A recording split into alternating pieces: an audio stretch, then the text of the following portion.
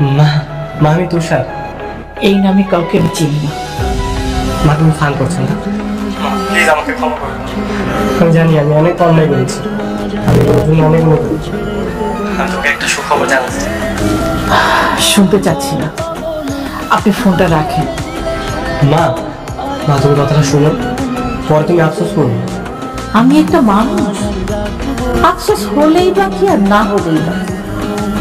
এমন একটা খবর, সেটা ঘরের মানুষের কাছ থেকে না শুনে পরের কাছ থেকে জানা লাগলো। মা আমি এক্সট্রিমলি সরি, আমি এসি না।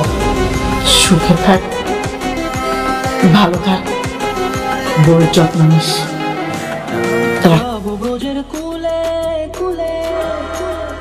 এই নাও প্রসূতি মা, তোমাকে কাশফুলের শুভেচ্ছা।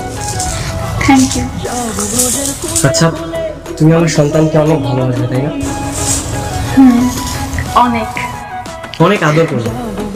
অবশ্যই অনেক আদর করবো। কিন্তু এত ভালোবেসে আদর করে লাভ কি বলো? মানে মানে এত আদর যত্ন ভালোবাসা দিয়ে কি হবে বলো? আমাদের সন্তান যখন বড় হয়ে যাবে, সবকিছু বুঝতে শিখবে, তখন তোমার পার্টনারের সাথে আমাদেরকে ছেড়ে চলে যাবে। গেলে যাবে, আমার সন্তান যেভাবে হ্যাপি থাকবে সে তাই করবে। হ্যালো স্যার, কি বলছেন স্যার? এখন আসতে হবে? আচ্ছা আমি আসছি, ঠিক আছে। আমার না এখন একটু তাড়াতাড়ি অফিসে যেতে হবে। অফিসে কেন? গতকালকে আমি যে ফাইলটা সাবমিট করেছিলাম না, ওখানে কিছু ডাটা মিসিং আছে, ওটাই সলভ করতে যেতে হবে।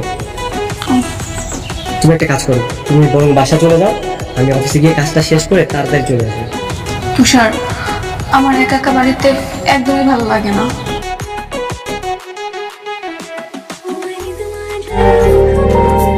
দেখলি তোর বাপটা কেমন কাণ্ডজ্ঞানহীন। তোর মা বাড়িতে একা একা বসে আছে, আর তোর বাবার কোনো খেয়ালই নেই। উনি মহা আনন্দে বাইরে বাইরে ঘুরে বেড়াচ্ছে। এটা কিছু হলো বল? এখন আমাকে এক গ্লাস পানি দেওয়ার মতো কেউ নেই। যাই, নিজের পানি নিজেই খেয়ে আসি। কষ্ট করে এসব আনতে গেলি কেন? নাও মা, বাবা তুমি খাও। তুষার কখন আসবে রে? হয়েছে কি মা, আমি অফিসে না যাওয়ার কারণে ওর উপর একটু বেশি প্রেশার যাচ্ছে। প্রতিদিন সকালে যায় আর রাত্রে বাসায় ফিরে। এটাই তো পুরুষ মানুষের জীবন রে মা। আচ্ছা তুই নিয়মিত ডাক্তারের চেক আপটা করাচ্ছিস তো? হ্যাঁ, তা করাচ্ছি। এখন সবচাইতে আনন্দ কিন্তু আমার বেশি, একসাথে দাদাও হচ্ছে আবার নানাও হতে যাচ্ছি। মা, তোমরা এসেছো, আমার যে কি আনন্দ হচ্ছে। পুরো বাসাটা এতদিন আমার কাছে পুরো জেলখানার মতো লাগছিল। এই লাইফটা তো তুই বেছে নিয়েছিস, একা একা থাকবি, ওয়েস্টার্ন লাইফ লিড করবি।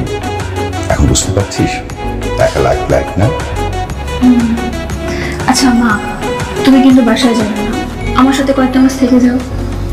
কি বলছিস পাগলের মতো? এখন তোর ভাবির প্রেগন্যান্সির লাস্ট স্টেজ চলছে, ওর সাথে কে থাকবে? দেখলে দেখলে বাবা, মেয়ের থেকে ছেলের বউ তোমার কাছে বেশি বড় হয়ে গেল, তাই না? ছেলের বউ তো নিজের মেয়ের মতোই, বরং মেয়ের থেকে বেশি। মেয়ে তো বিয়ের পরে অন্যের ঘরে চলে যায়, ছেলের বউ নিজের ঘরে আসে। সারা জীবন তো ওর সাথেই থাকতে হবে। তোমরা বসো, আমি তোমাদের জন্য দুপুরের খাবার রান্না করছি। তুই একা কেন করবি? আমি তোকে হেল্প করছি, চল তুমি বরং বসো। আচ্ছা ঠিক আছে। তুমি বারবার করে নিষেধ করলাম আসার দরকার নেই, তুমি তারপরও আসলা, কি লাভ হইল আয়শা? আমার বাসায় একা থাকতে একদমই ভালো লাগে না।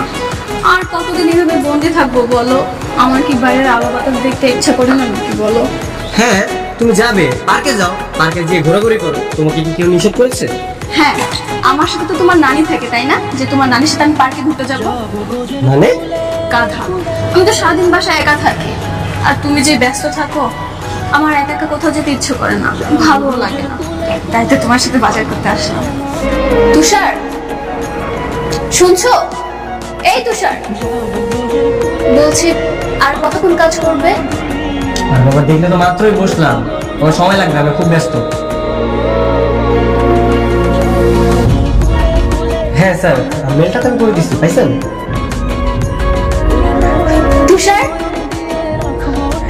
তুষার, দেখে যাও বাবা কি করছে। তুষার, আচ্ছা ঠিক আছে, আমি ওটা সলভ করে আমি আবার বানাচ্ছি। মাঝারে রাখিব ছেড়ে দেব না, তোমারই মাঝারে রাখিব ছেড়ে দেব না, তোমারই মাঝারে রাখিব ছেড়ে দেব ব্যাপার আপনার কি কোনো কাণ্ডজ্ঞান নেই? মানে মানে আপনি তো একা একা দিক দিয়ে খাচ্ছেন, ঘুমাচ্ছেন, ঘুরে বেড়াচ্ছেন, কিন্তু এদিকে আপনার নাতির কোনো খেয়ালই নেই। নাতি? নাতি কোত্থেকে এলো? এই যে আমার পেটে আপনার নাতি। যে গাছের প্রতি কোনো মোহ নেই, দরদ নেই, তার ফলের প্রতি কিভাবে মোহ মায়া থাকবে? থাকে থাকে, ফলের প্রতি মায়া আসলে গাছের প্রতি মায়া চলে আসবে। কি জন্য এসেছো? আহা বলছি তো, এত তাড়া কিসের? আমার না খুব পানি পিপাসা পেয়েছে।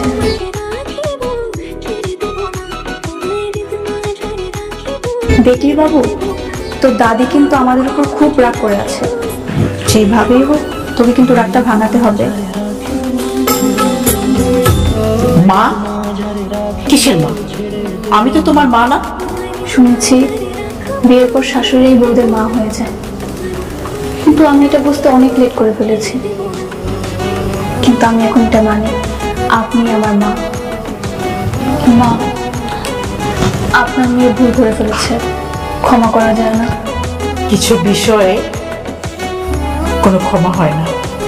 তার মানে আপনি আমাকে ক্ষমা করবেন না মা? আমি তো সেটা বলিনি। আপনার ছেলে ফোন করেছে। আচ্ছা কাজ শেষ। জানেন মা, আপনার ছেলে ইদানিং অনেক ব্যস্ততা দেখায়, তাই ওকে না বলেই আমি আপনার কাছে চলে এসেছি। আপনাকে আমার বাসায় নিয়ে ওকে সারপ্রাইজ দেব। কে বলেছে আমি তোমাদের বাসায় যাব? আমার বিশ্বাস আপনি আমাকে ক্ষমা করে দেবেন। আমাকে ক্ষমা করে দ্রুত আমাদের বাসায় চলে যাবেন। আপনি যদি আমাদের বাসায় না আসেন তাহলে কিন্তু আপনার নাতি আপনাকে কখনোই ক্ষমা করবে না। কি ব্যাপার, তুমি কোথাও গিয়েছিলে? কথা বলছো না কেন? বিকেলে কোথাও গিয়েছিলে তুমি? বলবো না। বলবো না মানে? কি আবার প্রেম টেম শুরু করলে নাকি? করলে করছি। এই 9 মাসের অন্তত আমার সাথে কে বা প্রেম করবে? হ্যাঁ তাই না? তাহলে করে দেখাবো। আরে না না, করতে হবে না বাবা। তুমি শুধু এইটুকুই বলো যে রাগ কেন করেছো। তুমি তো খুব ভালো করেই জানো এটা আমার লাস্ট উইক চলছে, যে কোনো মুহূর্তে প্রেম করতে পারি। কবে জানি দেখবে বাসায় এসে আমি মরে পড়ে আছি। ছি ছি, তুমি কি বলছো এগুলো? হ্যাঁ তোমার কিছু হয়ে গেলে আমার কি হবে? হ্যাঁ আমি বসের সাথে কথা বলে একটা ব্যবস্থা করে দেবো, সমস্যা নেই।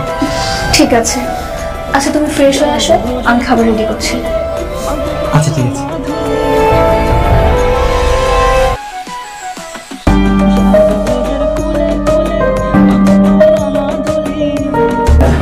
এই তোমার ফাইলটা হয়েছে? হ্যাঁ।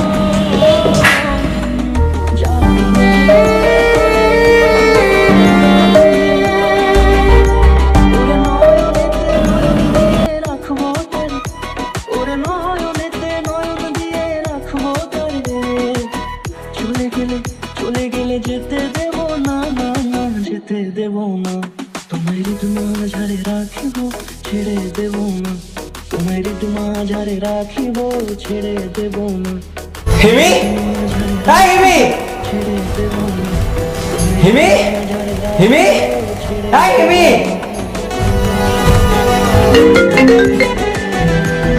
মা আমি বারবার ফোনটা কেটে দিচ্ছি, তুমি তারপরও ফোন দিচ্ছ কেন? আমি একটু ঝামেলার মধ্যে আছি, তোমাকে আমি পরে ফোন দিই। কি ঝামেলা আছিস? মা আমি তোমাকে পরে বলছি। আরে শোন না, আমি হাসপাতালে। হসপিটালে মানে? হ্যাঁ, তুই গ্রিন লাইন হাসপাতালে চলে আয়। আর শোন, কেবিন নাম্বার হলো 501। হ্যাঁ আমি আসছি।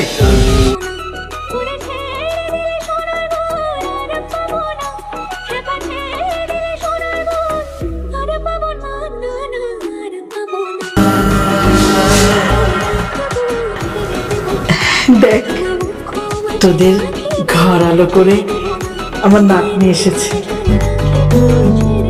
তোদের ঘর কেন বলছেন মা? বলেন আমাদের ঘর।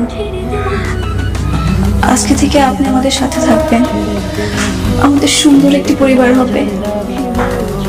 না না বৌমা, আমি আর না যাই। দেখুন মা, আপনি যদি আমাদের সাথে আমাদের বাসায় না যান তাহলে কিন্তু আমি বাড়ি ফিরবো না। আপনার নাতিনকে নিয়ে রাস্তায় থাকবো। কি বলছে তোর বউ এসব? আমি এই যুগে তাল মিলে চলতে যে একটা পরিবার যে কতটা গুরুত্বপূর্ণ সে চিন্তা কখনো মাথায় আনেনি। একটি পরিবারের মা বাবা কতটা ভূমিকা রাখে সেটা কখনো ভেবেই দেখিনি, কিন্তু নিজে যখন মা হলাম তখন বুঝতে পেরেছি নিজের সন্তানকে দূরে রাখলে একটা মার কতটা কষ্ট হতে পারে। তখন এক গ্লাস পানি দেওয়ার মতো কেউ ছিল না। আমি তখন বুঝতে পেরেছি একাকিত্ব যে কতটা ভয়ঙ্কর হতে পারে। কিন্তু তুষার, আমি এখন বুঝতে পেরেছি একটা পরিবার কি জিনিস, মায়ের কাছে সন্তান কি জিনিস। মা আমাকে একটু দাও না। আস্তে আস্তে